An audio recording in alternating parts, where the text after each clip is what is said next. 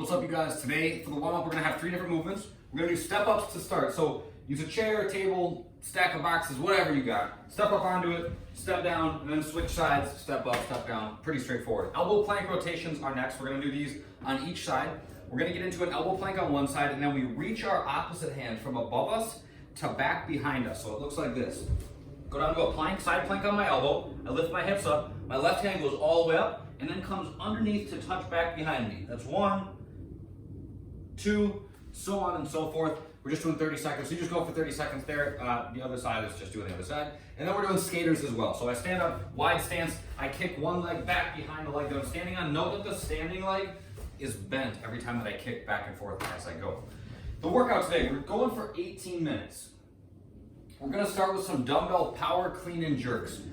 The power clean takes the dumbbells from the ground to our shoulders, and then the jerk takes it from our shoulders to overhead.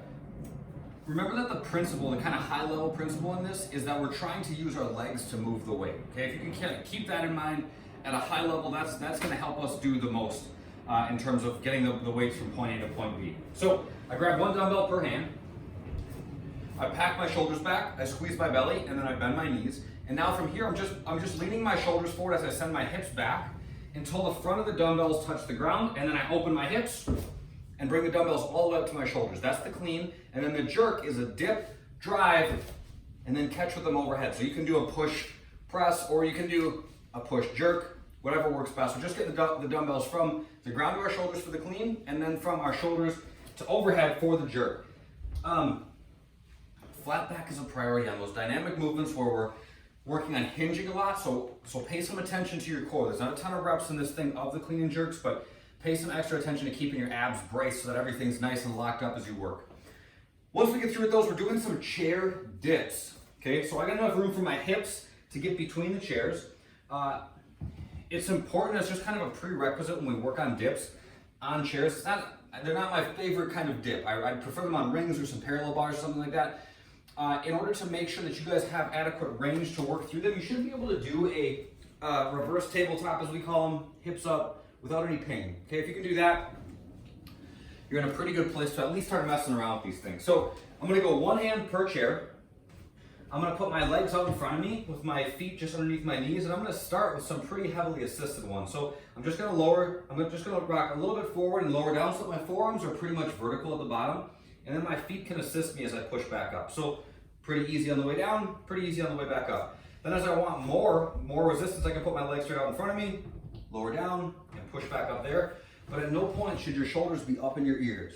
Okay, as we work on these things, we want to keep our shoulders down and just let them rotate nice and slow on the dips. Don't let gravity do the work. You guys control the descent at the same tempo that you push back up with. So nice and slow and easy on those.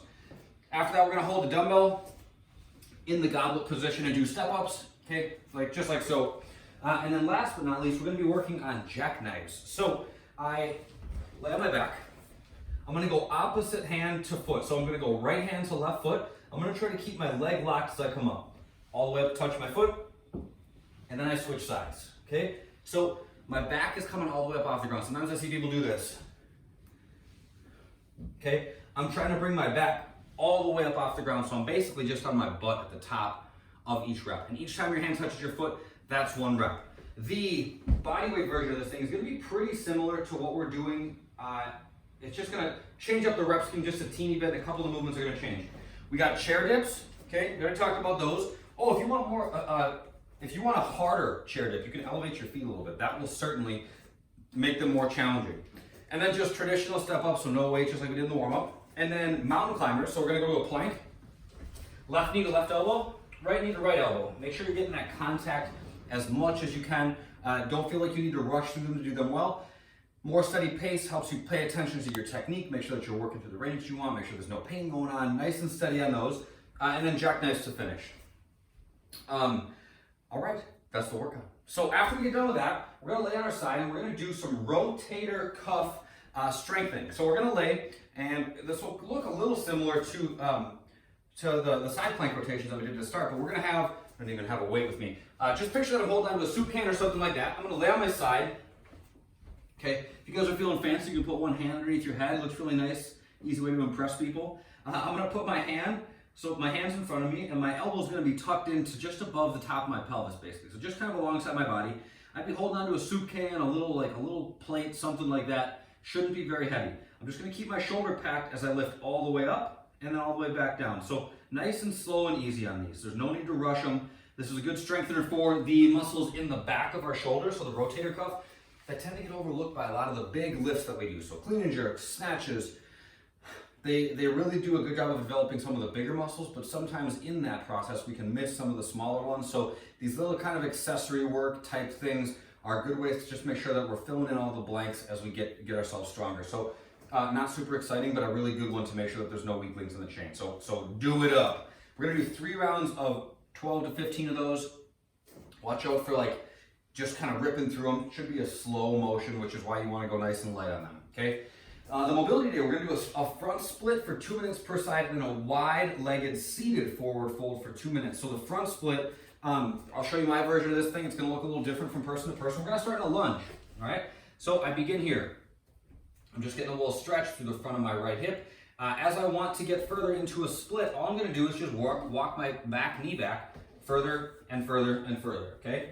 So you just go until the point where you find some tension in the back of your front leg that feels appropriate for you, and then we're just hanging out there. If you want to bend and straighten your leg as you go, you can do that. But we're going to do 2 minutes on one side, then switch and do 2 minutes on the other, and then we're going to end with 2 minutes in a wide-legged forward fold. So I'm pretty tight in my adductors. I'm not going to fold forward very much, but I can feel, even if I just get to here, I can start to feel some tension on the inside of my legs.